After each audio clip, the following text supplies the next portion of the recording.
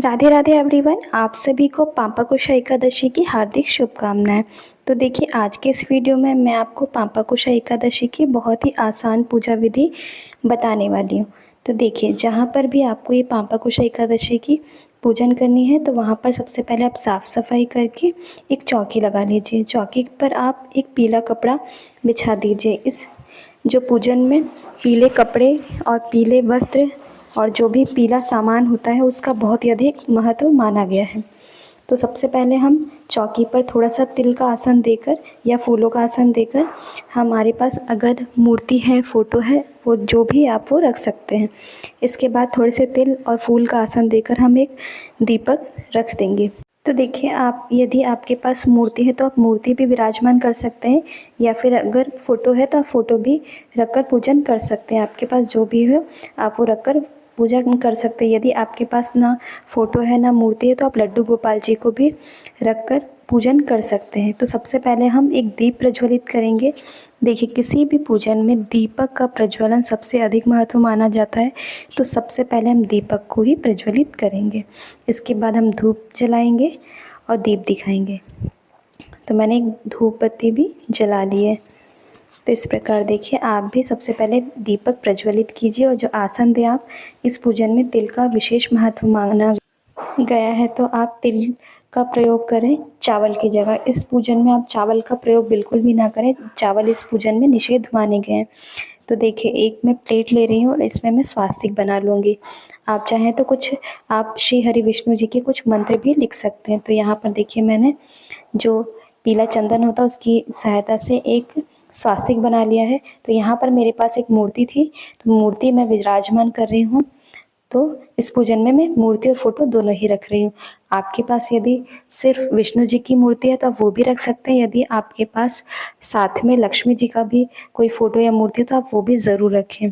तो दोनों हम मूर्तियाँ साथ में रखकर ही पूजन करेंगे। तो यहाँ मैंने विष्णु जी को विराजमान कर लिया है। इसके बाद मैंने लक्ष्मी जी को विराजमान कर लिया है। तो देखिए, साथ में यदि हम पूजन करते हैं श्री हरि विष्णु जी का और लक्ष्मी जी का, वो ज़्यादा शुभ माना जाता है। इसके बाद देखिए, हम थोड़े से पुष्प लेकर समर्पित करेंगे। तो यहाँ पर आपके पास कोई भी पुष्प हो वो आप समर्पित कर सकते हैं। और इस पूजन में सबसे पहले हम पुष्प लेकर समर्पित करेंगे। तो आप भी पहले आप पुष्प समर्पित कीजिए और इसके बाद हम स्नान कराएंगे। तो देखिए, स्नान कराने में मैंने जो लोटे में जल लिया है उसमें थोड़ा सा हल्दी मिला लिया है और थोड़ा सा पीला चंदन मिला लिया है। यदि आपके पास चंदन नहीं तो आप हल्दी का पानी, मतलब शुद्ध जल में हल्दी मिलाकर भी स्नान करा सकते हैं। इसे गंधक स्नान कहा जाता है। तो इस प्रकार से हम पहले विष्णु जी को फिर लक्ष्मी जी को गंधोदक स्नान कराएंगे। तो ये इसके बाद हम शुद्ध जल से एक बार फिर से स्नान करा देंगे। तो गंधोदक स्नान अगर आप कराते हैं तो वो बहुत ही ज़्यादा शुभ और फलदायी माना जाता है। तो आप ज़रूर ये स्नान कराएं। अगर आप ऐसा नहीं करा सकते हैं तो आप दूध से भी स्नान करा सकते हैं। इसके बाद सबसे पहले हम वस्त्र स्वरूप कलावा समर्पित करेंगे। तो पहले श्री हरि विष्णु जी को, उसके बाद लक्ष्मी जी को हम कलावा समर्पित करेंगे। यदि आपके पास चुनरी है तो माता लक्ष्मी को आप चुनरी भी समर्पित कर सकते हैं।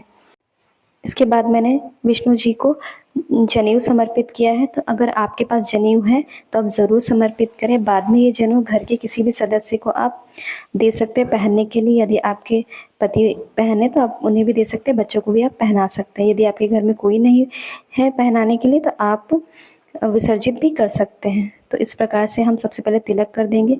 तो तिलक जो आपको करना है वो चंदन या हल्दी से ही करना है, क्योंकि तिलक पीले चीज़ का मैंने बताया ना बहुत ही ज़्यादा महत्व माना गया है। तो आप हल्दी या चंदन से ही तिलक करें और माता जी को आप रोली से तिलक करें। तो तिलक हमने कर दिया है। तिलक करने के बाद देखिए, हम उन्हें जो भी भोग है आपके पास वो आप समर्पित कर सकते हैं।